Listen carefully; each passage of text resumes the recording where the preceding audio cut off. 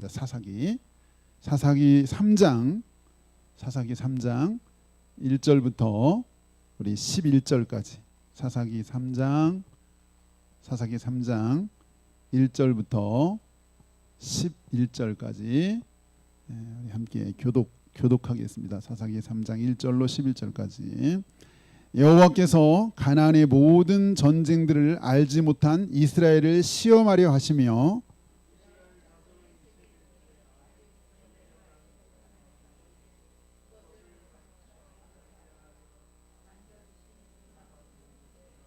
블레셋의 5 군주들과 모든 가나안 족속과 시돈 족속과 바알 헤르몬 산에서부터 하만 입구까지 레바논 산에 거주하는 히위 족속이라.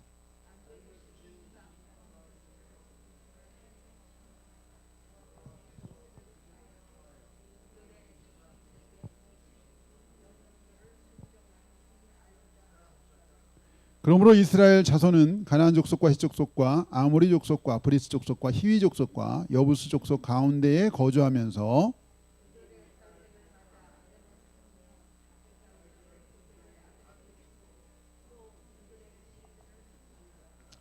이스라엘 자손이 여호와의 목전에 악을 행하여 자기들의 하나님 여호와를 잊어버리고 바알들과 아세라들을 섬긴지라.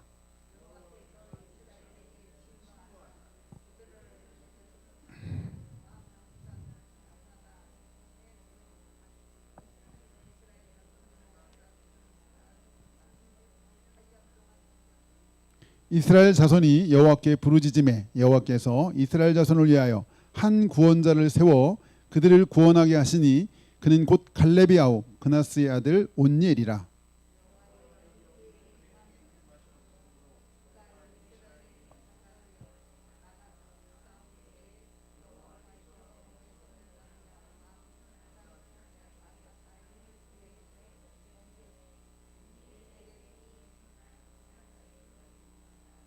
그 땅에 평온한 지 40년에 그나스의 아들 온니엘이 죽었더라. 네, 거기까지 보겠습니다. 부산 리사다임 4번이나 나오네요. 어떤 오늘은 순종의 시험 이런 제목을 잡아봤는데 순종의 시험. 어쨌든 말씀드린 것처럼 매일 저녁마다 정말 너무나 귀한 은혜의 시간 우리가 갖게 돼서 너무 감사하고 이 다니엘 기도회가 21일 동안 진행되는데 우리에게 수련회이고 또 부흥회. 우리가 코로나 시대에 거의 또 이런 부흥회라는 데 수련회도 못하고 있는데 하나님이 다니엘 기도회를 우리 수련회로 또 부흥회로 우리에게 선물로 주셨다 생각이 들고 하나님 우리를 사랑해서 마련해 주신 이 천국잔치이기도 하죠. 지난 6일을 통해서도 지난 6일 동안 월요일부터 어제까지 아주 주옥 같은 그런 간증과 말씀을 들었는데 뭐 간증을 보면서 들으면서 다양한 느끼는 게 다르겠지만 공통적인 것도 하나 든다면 하나님은 살아계시다. 하나님은 지금도 살아계시다. 지금도 살아계신 그 예수님, 하나님과 예수님, 그 지금도 살아계시다고 하는 그 이 간증과 말씀이 예수 믿는 우리에게 너무나 큰 힘과 위로가 되는 거죠.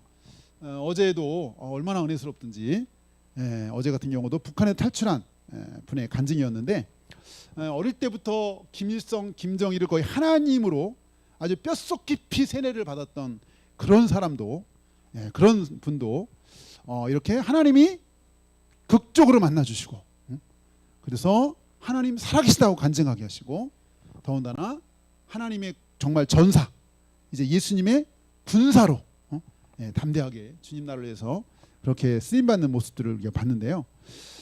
우리 눈에 보이지 않지만 분명히 하나님 살아계시다. 지금도 살아계시다. 이것이 우리에게 너무나 큰 힘과 위로를 준다. 그 하나님 지금도 일하고 계시고 지금도 우리 가운데 역사하고 계시다라는 거죠. 아마 대부분 다 보셨지만 또 못 보셨던 분도 있을 것 같고요. 또 저는 뭐 거의 이렇게 해독하는데 큰 어려움이 없었는데 북한 말씀이고 좀 빨라가지고 또 이제 캐치 못하고 다 못 들은 분도 있다는 얘기 듣기도 하고 저는 정말 너무 재밌게 너무 감동스럽게 봤는데 너무 또 재밌게 막 표현을 이분이 또 하셔가지고 일부러 또 몇 개를 더 찾아봤어요. 이분이 하는 간증을 요약해놓은 요약본 짧게 그냥 일부만 그냥 혹시나 또 못 보신 분도 있을 수 있으니까 한번 영상으로 5분짜리 한번 잠깐 먼저 보고 좀 더 이어갔으면 좋겠습니다.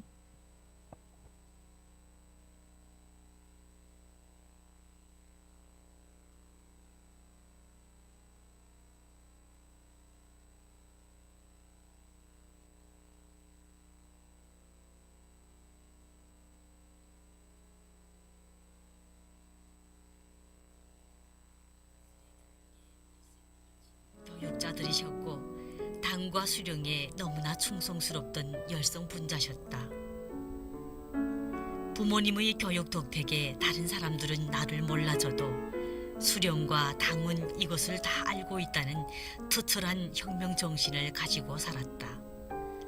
그렇게 국가에 충성하기 위해 16살 되던 해에 군에 입대했다.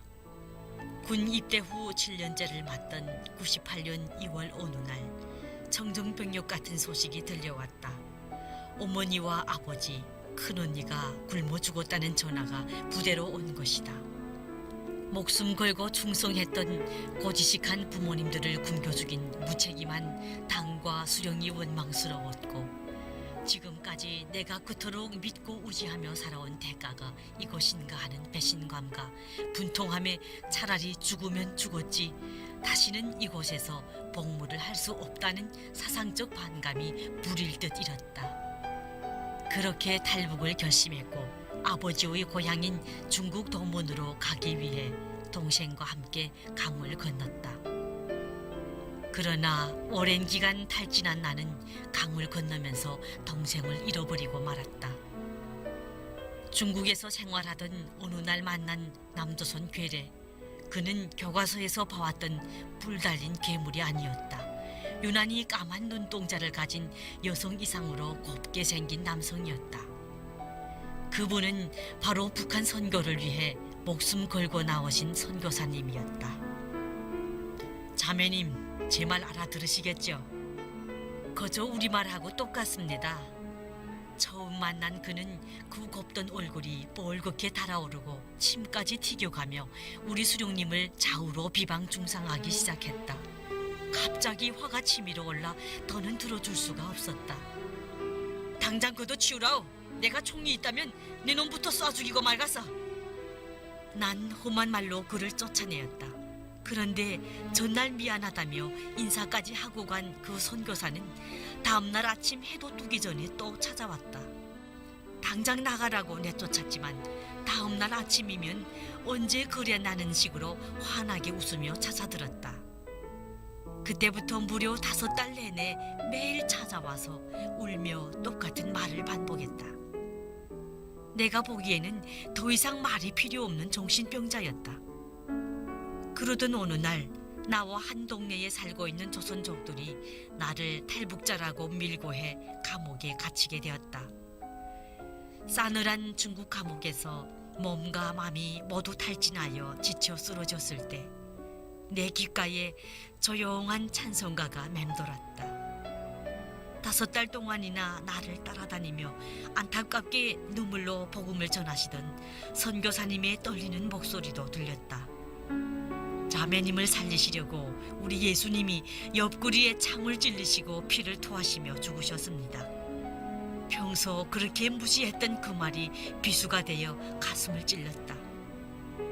그때 작은 독감방 안에는 북송되면 죽을 수밖에 없다는 두려움, 친척들에 대한 미움, 복수심 따위는 다 사라지고 오직 고난 당하시는 예수님의 신음소리와 십자가만 가득했다. 그 순간 나는 예수님을 미친 듯이 부르고 싶었다. 북송의 순간이 다가왔다. 그때 기적이 일어나기 시작했다. 공안국장은 나를 한참이나 떨어지게 쳐다보았다. 그러다 갑자기 울면서 이게 무슨 일이냐? 내가 너를 보니 어쩜 이렇게 내 딸과 똑같냐? 몇 살이냐? 22살이요. 이런 나이도 똑같구나. 네가 어쩌다 이런 일을 당했냐? 아빠는 가슴이 아파 죽겠다. 하며 자기의 가슴을 쾅쾅 소리가 나도록 두드리는 것이었다. 정말 꿈만 같았다. 하나님은 나를 재신문하는 공안국장의 눈에 나를 자신의 친딸처럼 보이게 만드신 것이었다. 그날 공안국장은 선교사님과 만날 수 있도록 동문에서 연길로 탈옥을 성사시켜 주었다. 감옥 안에서 뒤늦게 주님을 깨닫고 통회하며 부르짖는 기도 소리를 주님은 외면치 않으셨다. 회개하는 나를 만나 주셨고 영육의 구원을 동시에 주신 것이다.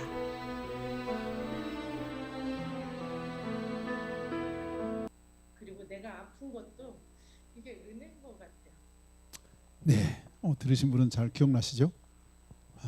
아주 정말 생생하고 진한 간증 어제 우리가 들으면서 하나님 이 시대에도 저런 놀라운 역사를 이렇게 이루시고 계시구나. 큰 감동이었어요. 저는 더 감동받은 게 제가 여기 갔었거든요. 91년도 8월에 도문에 다리 다 보고 고기를 걷는 거예요.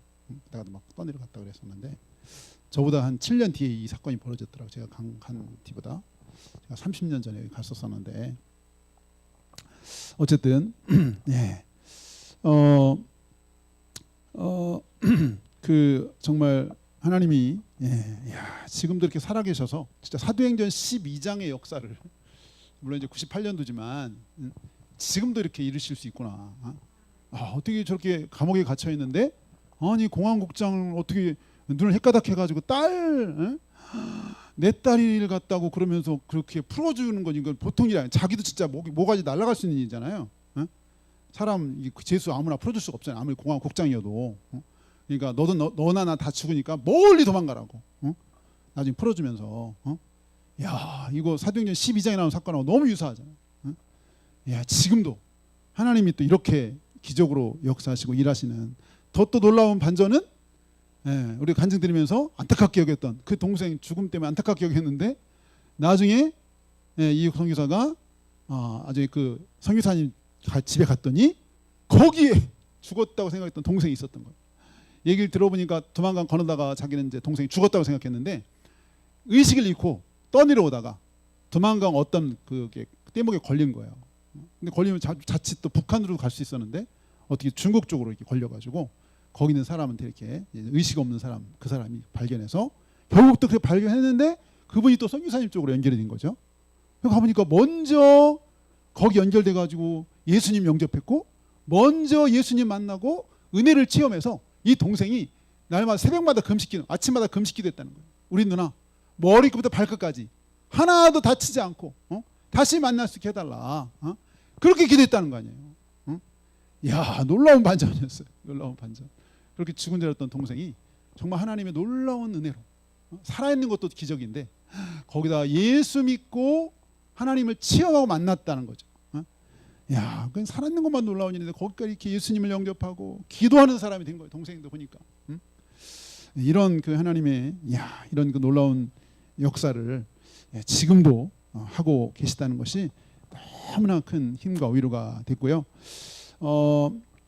사실 오늘 읽은 본문은 제가 이제 월요일 아침부터 사사기 같이 새벽에 보면서 그냥 사사기로 너무 답답해요. 사사기 딱 시작하면 답답해. 왜 그렇죠? 하나님을 잃어버리고 영적으로 점점 타락해. 근데 이 악순환을 계속 반복하는 거예요. 내가 죄를 졌는데 조금 반짝하다 다시 또 죄 짓고 좀 반짝하다 다시 또 죄 짓고 이거를 막 계속 반복해서 저 구렁텅이로 점점 빠지는 게 사사기인 거예요. 막 아침에 막 답답했다가 저녁이면 막 시원하고 아침에 답답했다가 저녁에 들으면 시원하고 이 사사기의 해결을 저녁에 해주는 것 같아. 사사기의 해결은 저녁이구나. 이런 그래서 내가 나름 이제 일주일 동안 보면서 그런 생각이 들었는데 이제 사사라고 하는 것은 원래는 이게 이제 원어적으로는 쇼페트 그래서 재판관 다스리는 자 그러니까 재판하는 자인데 실제로는 뭐 재판관이나 여기는 사사는 약간 군사적인 지도자 군사적인 그런 대장이나 군사적인 리더를 사사기다 영적인 의미보다는 우리가 잘 아는 사사가 있죠. 믿지 않는 사람도 다 아는 사사 삼손이죠. 삼손. 그 외에도 11명의 삼손이 아니라 사사가 있는데 12명의 사사가 있어요. 6명은 대사사 6명은 또 소사사 이렇게 보통 부르는데 약 300년 동안의 영적 암흑기마다 하나님 이스라엘 백성들이 막 괴로우면은 막 기도를 해요. 그럼 그때 반짝 하나님이 이들을 그 응답을 주셔서 보내는 사람이 사사인 거예요. 사사. 이 여호수아 때부터 사무엘까지가 사사 시대인데 이 시대의 특징은 한마디로 말하면 하나님을 잊어버린 세대다. 잊어버린 세대. 우리 7절 다시 한번 보겠습니다. 7절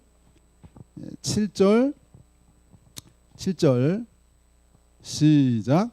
이스라엘 자손이 여호와의 목전에 악을 행하여 자기들의 하나님 여호와를 잊어버리고 바알들과 아세라들을 섬긴지라. 네, 자기들의 하나님, 다른 사람이 하나님이 아니라 자기들의 하나님 여호와를 잊어버리고, 이게 중요해요. 자기들의 하나님을 잊어버리고.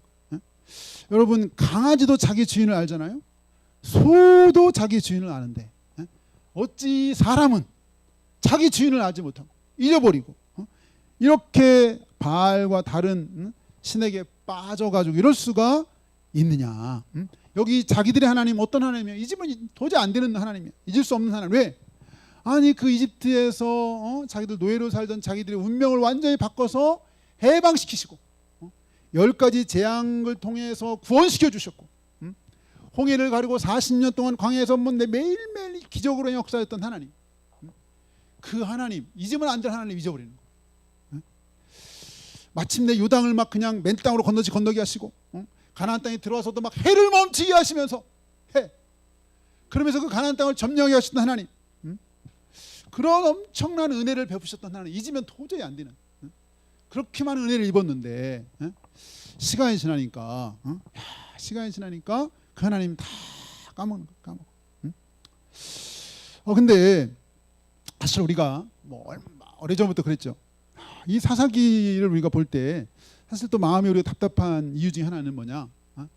사실 이게 지금도 우리에게도 이 일들이 벌어지고 있다는 거죠. 이 일들이 우리가 잘 인식하지 못하는 사이에 이게 서서히 이 일이 벌어지고 있는데, 우리 죄송하지만 다음 영상 하나 더 준비했으면 좋겠네요. 네, 이 우리 보통 여기 좀 가끔 얘기하다 이제 사사시대 접어들었다. 우리가 그런 얘기를 하죠. 사사시대. 정말 안타까운 그런 우리의 마음인데 한번 우리 영상으로 한번 잠깐 또 한번 볼까요? 네, 정말 우리나라 물론 저출산으로 뭐 심각하긴 하지만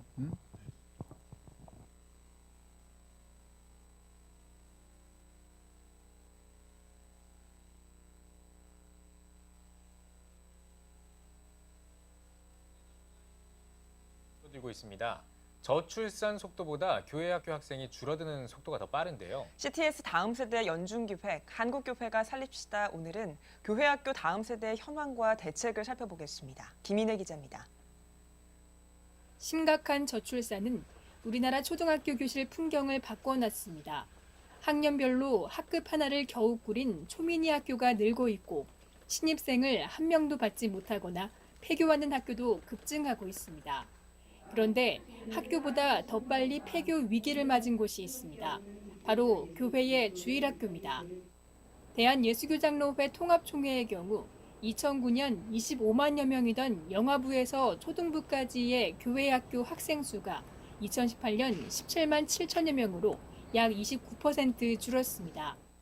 예장 고신총회 역시 교회 학교 학생 수가 2009년 5만 4천여 명에서 2018년 3만 1천여 명으로 약 42% 감소했습니다. 기독교 대한감리회는 2009년 약 21만 명이던 교회 학교 학생 수가 2018년 약 15만 명으로 29% 감소했습니다. 기독교 대한선결교회의 교회 학교 학생 수는 2009년 12만 3천여 명에서 2018년 7만 9천여 명으로 약 36% 줄었습니다. 학력 인구 자체가 줄어든 현실을 감안하더라도 교회 학교 학생들이 사라지는 속도가 더 빠른 상황입니다. 더욱 심각한 것은 교회에 출석하는 학생들에게 신앙이 제대로 전수되고 있는가 하는 점입니다. 교회 성장연구소에 따르면 교회에 출석하는 학생들 가운데 구원의 확신이 있다는 응답은 58%에 그쳤습니다. 절반의 학생들은 일주일 동안 성경을 거의 읽지 않고 하루에 5분도 기도하지 않는 학생들은 47.4%에 이르는 것으로 조사됐습니다. 결과적으로 한국교회의 다음 세대 감소 문제가 오늘의 문제만이 아닌 미래에도 지속될 수밖에 없는 상황. 전문가들은 저출산 문제의 대안으로 한국교회가 공동육아 정신을 갖고 출산과 보육센터로서의 기능을 해야 한다고 강조하고 있습니다. 대한민국의 교회가 교회의 인적 자원과 재정, 교회 공간을 제공한다면 충분히 가능하다는 겁니다. 보육시설을 하나 만든다든가 같이 힘을 합쳐서 그 다음에 또 좋은 학교를 하는 크리스천 학교를 좀 만들어서 좀 해본다든가 또 큰 교회도 정말 잘하는 작은 교회들을 또 돕는다든가 이러한 것들이 난 교회가 해야 되는 역할이 아닐까. 교회학교 학생 수가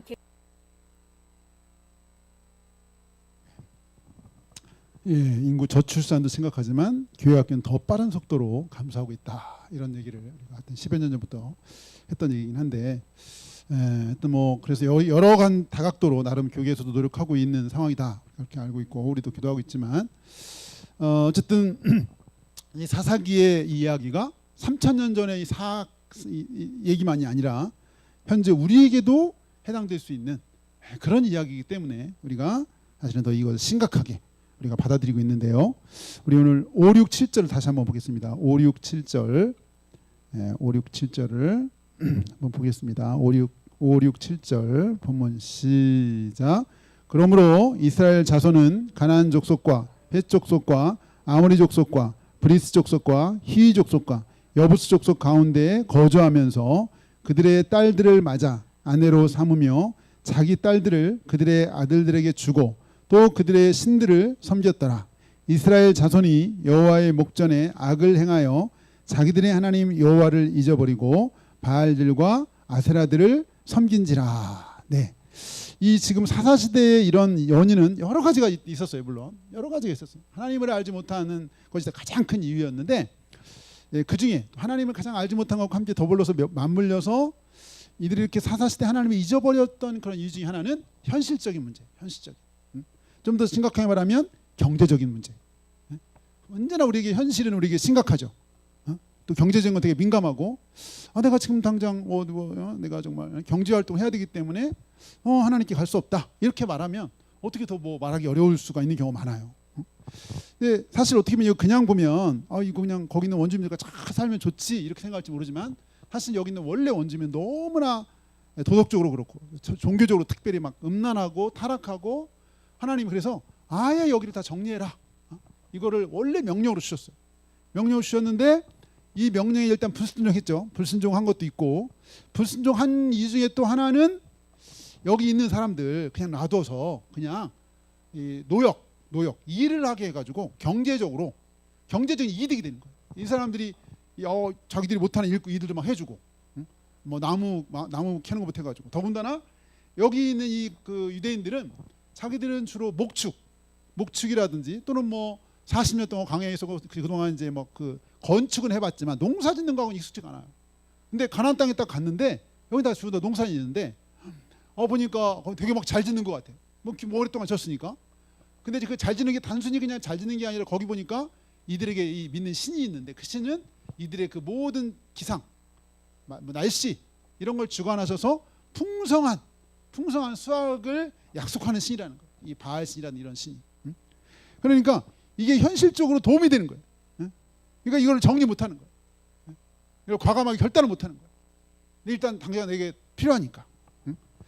이거 한번 잠깐 우리 보고 넘어가면요. 우리 2장 12절 13절 그 앞에 2장 12절 13절 볼까요? 2장 12절 13절 시작. 애굽 땅에서 그들을 인도하여 내신 그들의 조상들의 하나님 여호와를 버리고 다른 신들 곧 그들의 주위에 있는 백성의 신들을 따라 그들에게 절하며 여호와를 진노하게 하였으되, 곧 그들이 여호와를 버리고 바알과 아스타로를 섬겼다. 계속 반복하고 있죠. 결국 그들 신을 버리고 거기 있는 신을 따랐다. 이들과 함께 살면서.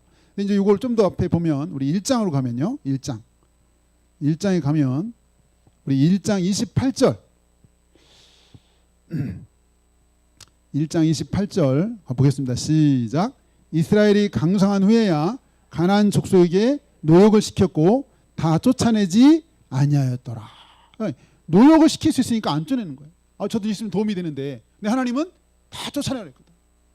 불순종, 자기 자체가 물론 불순종이었지만 뭐 이렇게 쫓아내지 않은 이유 중에 하나는 이들에게 노역을 해주니까 경제적으로 도움이 되는 거예요. 그들에게. 뿐만 아니라 그 30절 봐요. 30절도 같이 읽어봐요. 시작. 스불론은 기드론 주민과 나알롤 주민을 쫓아내지 못하므로 가나안 족속이 그들 중에 거주하면서 노역을 하였더라. 또 33절 33절 다 같이 시작. 납달리는 베세메스 주민과 베다나 주민을 쫓아내지 못하고 그 땅의 주민 가나안 족속 가운데에 거주하였으나 베세메스와 베다나 주민들이 그들에게 노역을 하였더라. 35절도 마찬가지예요. 결심하고 헤레스산과 아얄론 사알빔에 거주하였더니 요셉의 가문의 힘이 장성함에 아브리 족속이 마침내는 노역을 하였다. 이 노역을, 여기 노역했다는 말이 계속 반복되죠. 그래서 쫓아내지도 않는 거예요. 현실적으로 도움이 된다는 거예요. 이거 빨리 끊어내야 되는데 나에게 도움이 되는 것이 죄를 유발시키는 거라면 어떻게 끊어내야죠. 아무리 도움을 줘도 이거 내가 죄를 짓는 거고 하나님 불순종하라면 끊어내야 되는 거예요. 근데 이걸 못하는 거예요. 근데 이게 사사시대만의 얘기가 아니에요. 오늘도 마찬가지. 똑같아요. 사실은. 그리고 기본적으로 우리는 타락한 속성이 있어서 그냥 저절로 놔두면 사사기예요. 사실은. 하나님 우리가 막 하나님 막 찾아가지고 하나님 사명 말씀 순종하고 막 전도하고 막 저절로 이렇게 되지 않잖아요. 그냥 가만히 있으면 점점 타락해가고 하나님 잊어버리고 이건 시간의 문제지. 시간이 지나면 지날수록 점점 하나님께부터 우리가 마음이 식어지고 마음이 멀어지고 이렇게 되는 거예요. 근데 하나님은 하나님의 백성들이 이렇게 생명이신 생수의 근원 되신 하나님을 떠나서 이렇게 멸망의 길로 가는 거를 두고 보지 않으시는 하나님은 우리를 사랑하시니까 이거를 그냥 두고 볼 수가 없는 거예요. 그래서 하나님은 다시 이 일에 개입하시는 거죠. 개입하셔요. 네, 개입하시는데 우리 다시 한번 3장 8절로 가겠습니다. 3장 8절로 갑니다. 3장 8절 다 같이 한번 읽어요. 시작. 여호와께서 이스라엘에게 진노하사 그들을 메소포타미아 왕 구산 리사다임의 손에 파셨으므로 이스라엘 자손이 구산 리사다임을 8년 동안 섬겼더니 이렇게 막 정신 못 차리고 우상과 죄악에 빠져 있을 때 하나님은 하나님의 백성들 그냥 안 놔두고 하나님의 은혜를 베푸셔서 이렇게 치는 거예요. 옆구리 치는 거예요. 구산 리사다임 두 배나 악하다는 뜻인데요. 구산 리사다임을 통해서 이들을 쳐서 8년 동안을 지배하는 거예요. 8년의 세월. 8년의 세월이 작은 세월이 아니죠. 8년. 초등학교 6년보다 더 긴 8년의 세월을 이들에게 괴롭히니까 8년쯤 괴롭힘을 당하니까 그때서야 이제 정신이 조금 들어가지고 하나님께 기도하는 거예요. 8년이 들었어요. 그나마 하나님이 이들을 그냥 긍휼히 여기시니까 그나마 이렇게 옆구리를 팍 찔러가지고 정신 차려라 하고 흔드는데도 정신을 못 차리고 있다가 그때서야 여기 우리 9절이죠. 9절 같이 읽어봐요. 9절 시작. 이스라엘 자손이 여호와께 부르짖음에 여호와께서 이스라엘 자손을 위하여 한 구원자를 세워 그들을 구원하게 하시니 그는 곧 갈렙의 아우 그나스의 아들 온니엘이라. 첫 번째 사사인데요. 이게 첫 번째 사사. 이게 8년 동안 막 괴롭힘 당하니까 이제 못 살겠는 거야. 너무 힘든 거야. 막. 그러니까 그때서야 하나님께 부르짖는 거야. 그때서야 하나님께 막 부르짖어요. 하나님께 나아가. 고난을 주는 고난. 돌아와라. 빨리 돌아와라. 빨리 돌아오라는 거. 이 좋은 말 할 때 돌아오면 좋은데, 그냥 현재 너무 좋아요. 그냥 하나님 없이도 그냥 나 잘 살아요. 그냥 편하게 먹을 거 있고 뭐 입을 거 있고 뭐 자녀들 다 잘 살고 있어요. 하나님 없어도 돼요. 그냥 무늬만 크리스찬도 상관없어요. 하나님 그냥 나 잘 살고 있어요. 근데 그러면서 이게 점점 여기는 이제 빠지는 거죠. 이렇게 점점 빠지는 거. 그러니까 하나님이 그래도 사랑하사 그것도 멸망의 길이야. 너 죽음의 길이야. 그래서 이방 민족을 보내가지고 옆구리를 팍 치는 거예요. 정신 차리라고. 정신 차려! 하고 때리는 거죠. 그러니까 그래서 이제 정신이 들어가지고 잘못했어요. 살려주세요. 막 그러면 하나님이 또 그 기도 들으시는 거예요. 그런 또 그 기도를 들으시고 하나님 자비하셔서 자비로우셔서 그렇게 많은 죄를 졌지만 또 막 와서 울고불고 하면 하나님 들어주셔. 근데 문제는 이제 이 사상이 이게 이제 악순환인 거예요. 그래서 구원해주면 조금 더 평안해지는 거예요. 이제 배가 불러. 그러면 또 이제 또 반복하는 거예요. 또 이렇게 저쪽 이제 하나님 말씀 거부하고 또 우상 섬기고 막 또 타락하는 길을 가. 또 하나님 또 이방 사람들 쫙 붙여져 가지고 또 막 괴롭혀. 그러면 또 막 하나님 살려주세요. 그러면 또 이제 사사를 보내. 근데 이게 이렇게 반복되는데 문제는 뭐냐면 이 반복되는 사이클이 점점 밑으로 간다는 거예요. 밑으로. 점점. 나중에 이제 사사기 끝에 가면요. 정말 이제 종교인까지 타락해요. 레위인도 타락해요. 막 첩을 둬요. 막 토막을 내요. 엄청난 끔찍한 일을 막 점점 이게 반복되는데 문제는 이게 점점 나락으로 떨어진다는 거. 사사기 시간이 갈수록 이거를 과감히 끊어내. 여기 끊어내. 이 악순환을 끊어내. 이들이 정신 차리면 그 다음에 쭉 정신 차리고 가야 되는데 이걸 또 반복하는 거예요. 반복해. 이게 우리 지난 어제 그저께인가요? 우리 그 정말 수학사부 차기령 대표의 간증도 들었었는데 정말 그 아마 우리 은비도 아마 이분 아마 옛날 강의 들었던 것 같아요. 제가 생각해 보니까 엄청 잘 나갔죠. 막 수강생이 정말 수십만 명, 30만 명, 엄청난 아주 바람을 몰고 다녔는데 그건 자기가 다 잘나서인 줄 알고 봤더니 그게 아니었다. 한없이 막 추락하는데 추락하는데 본인이 그냥 그랬으면 가만히 있었을 텐데 하나님이 긍휼을 베푸셔가지고 두 분이 와서 하는 소리가 새벽 7시에 1시간씩 내가 당신을 위해서 기도한다. 엄청 추락할 때 막 그 모든 사업이 막 왕창창 막 깨지고 막 무너지고 막 그렇게 엄청나게 잘 나가던 모든 것들이 이제 막 하향 곡선을 막 그릴 때 하나님이 자비를 베푸셔서 자기를 위해서 정말 기도하는 1시간씩 기도하는 1시간씩 자기 이 형제를 위해서 1시간씩 기도한다는 거예요 매일. 그러면서 같이 기도하다 한 거죠. 그것도 두 사람이. 여러분 우리가 알지만 1시간씩 기도하는 거 쉽지 않잖아요. 1시간. 이 사람이 그 뒤에 1시간씩 기도한 이유가 그 처음에 1시간씩 잘 기도해 준 사람 때문에 그런 것 같아. 내가 당신에서 1시간씩 기도하고 있다. 막 추락할 때 같이 기도하자. 그래서 자기가 그동안 모태신앙이고 주일 예배 한 번도 안 빠져봤는데 1시간 기도는 안 해봤다는 거죠. 있는 힘을 다해서 기도했더니 그때 몇 분이라 그랬죠? 10분인가? 인생 처음으로 진지하게 자기가 기도를 했더니 간절히 기도했는데 10분. 근데 어쨌든 지금까지는 제가 볼 때는 그래도 이 굴곡을 끄는 것 같아요. 이 차 대표는 잘하고 있는 것 같아요. 그 이유로 1시간씩. 여러분 목회자도 1시간씩 기도하는 게 쉽지 않아요. 1시간. 사실은. 물론 이제 그 안에 뭐 찬양도 하고 뭐 찬양도 하고 말씀도 하고 뭐 이런 것까지 포함 이제 하는 것 같긴 하던데. 저도 어떻게든지 새벽에 오면 새벽에 5시나 오면은 5시부터 끝나고 말씀 끝나고 뭐 그러면 5시 한 50분 되거든요. 5시 반에 50분 간단하게 아침에는. 그때부터 개인 기도 6시 20분 30분까지. 뒤 시간에 이제 뭐 스케줄이 있으니까 뭐 더 못할 때고 좀 부족하면 저녁에 와서 기도한다든지. 또 이제 뭐 중보기도 낮에 중보기도 날도 물론 이제 하루 있지만 중보기도 하면 1시간 반 정도 중보기도도 하게 되고. 근데 1시간 반이 굉장히 긴 시간이에요. 1시간 반 짧은 시간이에요. 근데 1시간도 굉장히 긴 시간이에요. 1시간 보통 시간이 아니에요. 그냥 정말 딱 순수하게 7시부터 딱 8시까지 1시간 내가 기도한다?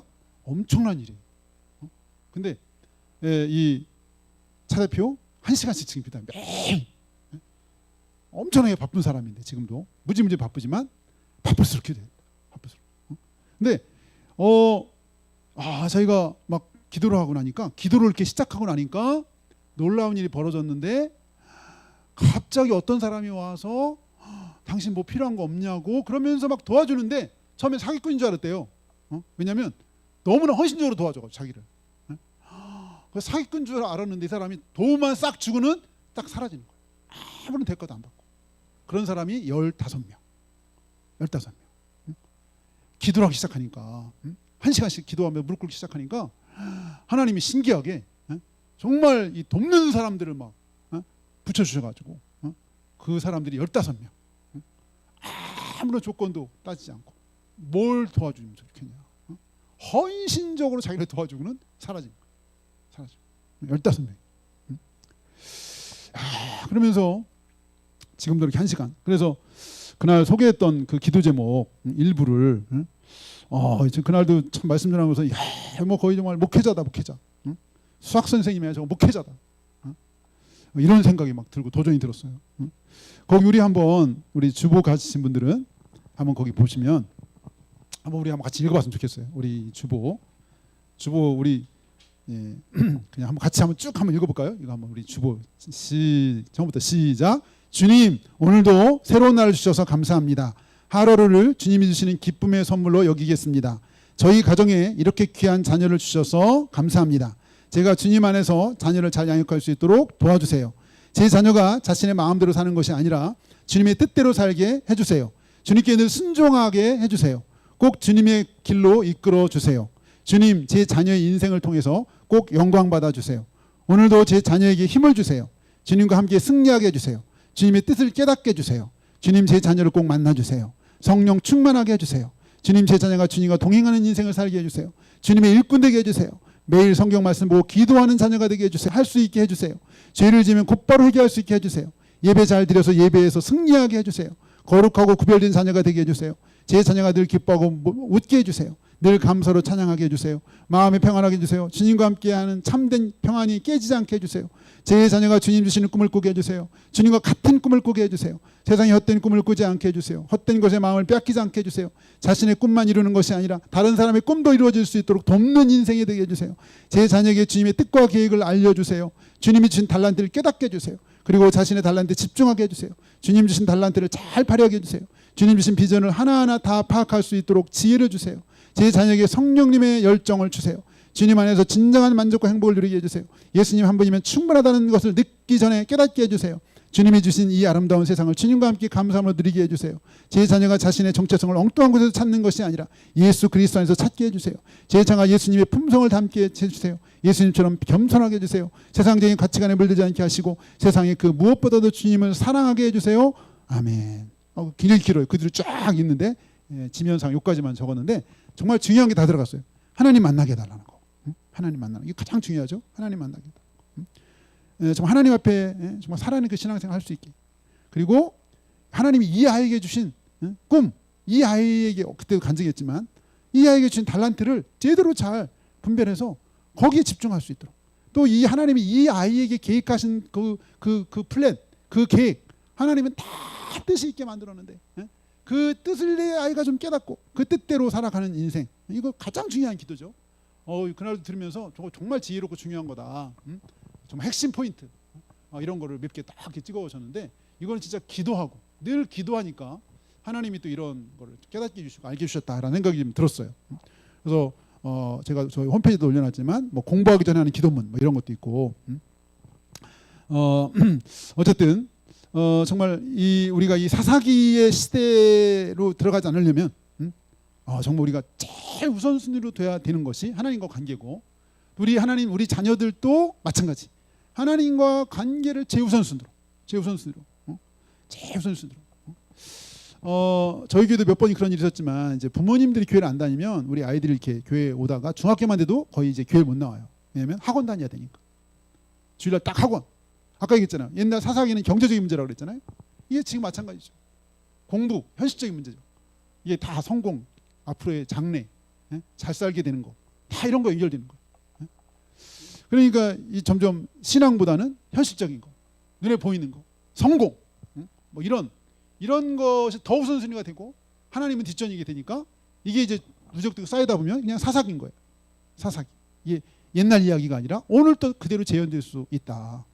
우리가 무엇을 우선순위로 삼고 무엇을 가장 중요하게 여기고 그것을 정말 추구하면서 거기서 정말 우리가 정말 어쩌면 목숨 걸어야 될 수 있는 특히 우리뿐만 아니라 우리 자녀들이 진짜 하나님을 알고 하나님을 만나서 정말 하나님의 자녀로 살아갈 수 있는 이 삶이 얼마나 심각하고 중요한 문제인가 이런 것 사실은 요즘 이제 교회 아이들 교육도 교회에다만 맡길 게 아니다. 교회에서는 일주일에 한 번 1시간 그것도 안 올 때도 많고 이거는 늘 같이 있는 가정에서 이거 신경 써주지 않으면 교회에서는 너무나 한계가 많아요. 아무리 교회에서 하려고 해도 교회에서 할 바도 다 해야 되지만 특히 코로나 시대가 되면서 이제 교회 학교가 더 많이 힘들어졌다 그런 얘기를 하는데 어쨌든 이게 정말 가정에서도 구약에 나온 것처럼 너희 자녀를 부지런히 가르쳐야 된다. 신명기 6장에 나온 것처럼 우리 자녀들 그래야 다 이 사사기의 이 악순환을 끊고 나갈 수 있다. 여기 아까 우리 이옥 선교사 어제 그 탈북한 그분 또 제 얘기 들으면서 또 하나 제가 도전이 된 것은 그 목사님 찾아보니까 서무 목사님이던데 야, 5개월 동안 그렇게 핍박을 받고 막 소금 뿌리고 물 뿌리고 막 용어도 먹고, 응? 근데도 포기하지 않고 5개월 동안 찾아가서 계속 복음을 전했다는 거, 눈물로. 응? 야, 그 참 이게 보통 일이 아닐 텐데. 응? 저런 그 열정과 마음이 끊어내는 거죠. 이런 불신을 끊어내는 거. 야, 5개월 동안 그렇게 찾아가서 했던 것이, 물론 뭐 이제 다른 분들의 기도도 있었죠.